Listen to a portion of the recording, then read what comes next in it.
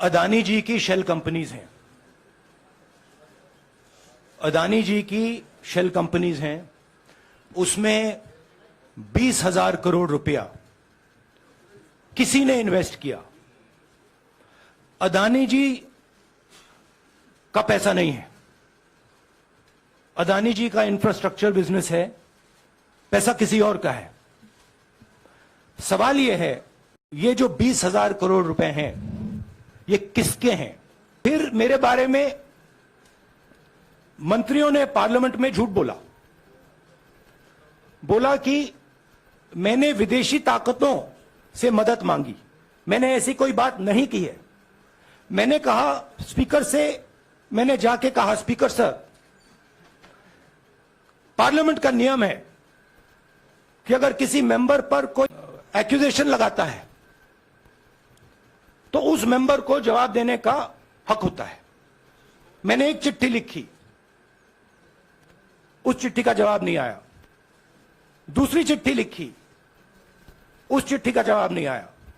फिर मैं स्पीकर के चेंबर में गया, मैंने स्पीकर सर से कहा स्पीकर सर, ये कानून है, ये रूल है, इन्होंने झूठा आरोप लगाया है, मुझे आप बोलने क्यों नहीं दे रहे हैं? स्पीकर सर मुस्कुराते हैं, कहते मैं नहीं कर सकता। और फिर उसके बाद आपने सबने देखा क्या हुआ। सवाल पूछना मैं बंद नहीं करूंगा। नरेंद्र मोदी जी का अदानी के साथ क्या रिश्ता है और 20,000 करोड़ रुपए किसके हैं, मैं पूछता जाऊंगा। मुझे कोई डर नहीं लगता इन लोगों से।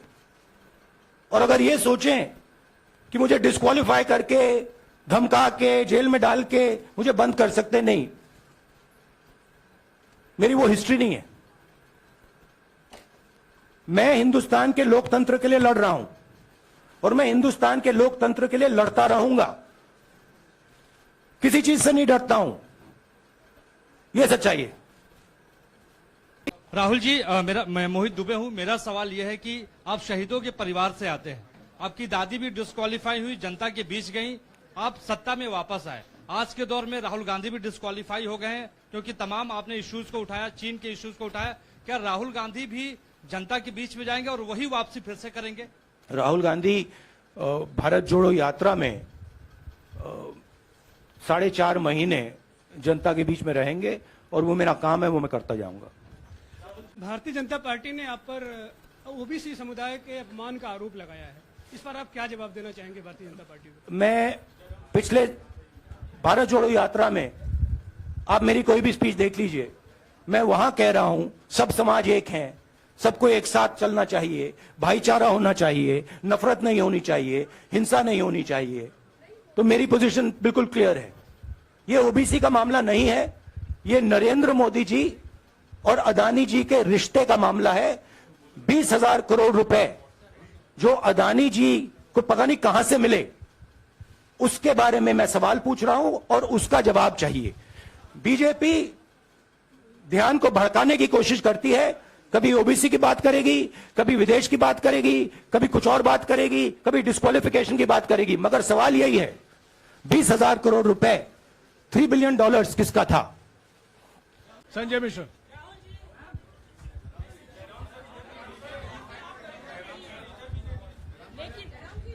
आपने कहा आप डरते नहीं हैं, लेकिन स्टेट के टारगेट पे हैं और स्टेट आपके खिलाफ है, पूरी स्टेट, पूरी मशीनरी आपके खिलाफ है।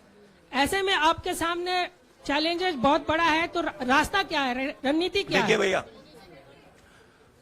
चाहे स्टेट हो, चाहे कुछ भी हो, मैं सच्चाई को देखता हूं।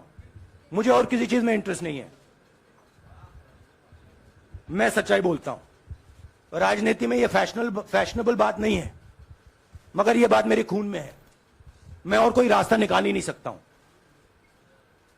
तो मेरा काम यह है, यह मेरी तपस्या है, जीवन की तपस्या है, उसको मैं करता जाऊंगा। चाहे मुझे डिस्क्वालीफाई करें, मारे पीटे, जेल में डाले, मुझे कोई फर्क नहीं पड़ता। मुझे अपनी तपस्या करनी है। Supriya sir, Rahul sir, BJP के जो लीडर्स आप पे अटैक कर रहे हैं उस पर आप क्या कहेंगे? और इसके अलावा वायनाड, वहां पर जब से खबर गई है वहां पे लोग बहुत डिसबिलीफ में हैं, प्रोटेस्ट भी इरप्ट हो रहा है, आप अपनी कॉन्स्टिट्यूएंसी के लोगों को क्या कहना चाहेंगे? नहीं, मैंने सोचा है कि मैं अपनी, देखिए मैंने कॉन्स्टिट्यूएंसी में भी बोला कि वायनाड के लोगों के साथ मेरा पारिवारिक रिश्ता है, फैमिली प्यार का रिश्ता है। तो मैंने सोचा कि मैं वायनाड के लोगों के लिए अपनी एक चिट्ठी लिखूं उनके लिए कि मेरे दिल में उनके लिए क्या है, तो वो तो मैं रिजॉल्व कर दूंगा। उनका, देखिए बीजेपी के नेताओं का काम यही है। देखिए वो सब नरेंद्र मोदी जी से डरते हैं, कारण आप जानते हो। नरेंद्र मोदी जी ने कहा कि देखिए ध्यान हटाना है, वो सब जानते हैं अदानी जी और नरेंद्र मोदी जी का रिश्ता, सारे के सारे जानते हैं क्या रिश्ता है, सब जानते हैं, मगर डरते हैं। तो अगर नरेंद्र मोदी जी ने उनसे कहा कि भैया ध्यान उधर करो, ध्यान उधर करेंगे। मगर सवाल यही है 20,000 करोड़ रुपए किसका है? सदस्यता की रद्द हुई तो उसके बाद बहुत सारे ऐसे विपक्षी दल जो अभी तक कांग्रेस से दूरी बना के चलते थे वो भी आपके समर्थन में आए। तो आपको क्या लगता है अब वो समय आ गया है जब सारे विपक्ष को एकजुट हो जाना चाहिए? मैं उन सब का, सब विपक्षी दलों का धन्यवाद करता हूं कि उन्होंने इस बात में हमारी सपोर्ट की और हम सब मिलके काम करेंगे। हाँ जी, नीरज। राहुल जी अभी कुछ ही दिन पहले लक्षद्वीप के सांसद मोहम्मद फैजल की सदस्यता गई थी और बाद में हाईकोर्ट ने स्टे कर दिया था। अभी उनकी मेंबरशिप रीइंस्टेट नहीं हुई है। देखिए, तो सुन लीजिए। हाँ। राहुल जी सुन लीजिए, अभी उनकी सदस्यता रीइंस्टेट नहीं है, लेकिन चुनाव आयोग ने चुनाव की घोषणा करने के बाद उसे रोक दिया था। अगर ऊपरी अदालत से आपको स्टे मिलता है तो आपको उम्मीद है कि लोकसभा स्पीकर भी आपकी सदस्यता को बहाल कर देंगे? मुझे उम्मीद में कोई इंटरेस्ट ही नहीं है, चाहे मुझे सदस्यता मिले ना मिले, मैं अपना काम करूंगा। अगर ये मुझे परमानेंटली डिस्क्वालीफाई कर दें तो भी मैं अपना काम करूंगा, अगर मुझे रीइंस्टेट कर दें तो भी मैं अपना काम करूंगा। मुझे कोई फर्क नहीं पड़ता मैं पार्लियामेंट के अंदर हूं या बाहर हूं, कहां हूं। मैंने आपसे कहा मुझे अपनी तपस्या करनी है, मैं उसको करके दिखाऊंगा। हाँ Siddharth sir, Rahul sir, please madam 1 minute. Madam आप लोकतंत्र को समझिए। ये जो पैनिक रिएक्शन इन्होंने किया है नरेंद्र मोदी जी ने, इससे सबसे ज्यादा फायदा मिलेगा विपक्ष को। ये इन्होंने हमें हथियार पकड़ा दिया है, ये आप बात समझिए। ये मोदी जी पैनिक में आ गए कि बात निकल जाएगी, ये 20,000 करोड़ रुपए किसके हैं, डर गए, घबरा गए, इन्होंने पूरा सीक्वेंस शुरू कर दिया।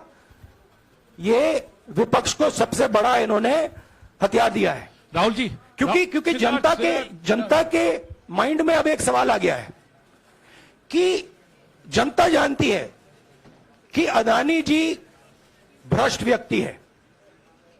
अब जनता के माइंड में यह सवाल उठा है कि इस भ्रष्ट व्यक्ति को हिंदुस्तान का प्रधानमंत्री क्यों बचा रहा है। यह मतलब अब सब कुछ बीजेपी के लोग, नरेंद्र मोदी जी सब कुछ इस व्यक्ति को बचाने के लिए क्यों कर रहे हैं। दूसरा सवाल, बीजेपी के लोगों ने कहा कि अदानी पर आक्रमण देश पर आक्रमण है। मतलब इनके माइंड में देश अदानी है और अदानी देश है। राहुल जी, जो जजमेंट आया उसको लेकर बीजेपी ने उसको किया है कि आपने ओबीसी का अपमान किया। पूरे देश में प्रेस कॉन्फ्रेंस करने की तैयारी कर रहे हैं कि आपने ओबीसी का अपमान किया था। भैया देखिए, पहला आपका अटेम्प्ट वहां से आया, दूसरा आपका अटेम्प्ट यहां से आया, तीसरा आपका अटेम्प्ट यहां से आया। आप इतनी डायरेक्टली बीजेपी के लिए क्यों काम कर रहे हो? थोड़ी डिस्कशन से करो यार, थोड़ा घूम घाम के पूछो। क्या आपको ऑर्डर दिया है क्या? देखो मुस्कुरा रहे हैं। घूम घाम, मैं आपको उदाहरण देता हूं, आप थोड़ा घूम घाम के निकाल नुकुल के बोलो। देखो ऐसे बोलो पहले, राहुल जी, हाँ तो please if you want to work for the BJP, then bring a BJP flag symbol here and put it on your chest. Then I'll answer you the same way I answer them. Don't pretend to be a pressman. Vikrant Rahul ji Rahul ji Rahul ji हवा निकल गई। Rahul ji BJP के लोग बार बार ये बात कहते हैं कि आपने जब विदेश में जाके भाषण दिया तो उन्होंने कहा माफी मांग लेते, अभी कहा कि कोर्ट में आपसे कहा गया माफी मांग लेते। तो जब ये लोग कहते हैं राहुल गांधी माफी मांग लेते, तो राहुल गांधी क्या सोचते हैं? राहुल गांधी सोचता है मेरा नाम सावरकर नहीं है, मेरा नाम गांधी है। गांधी किसी से माफी नहीं मांगता।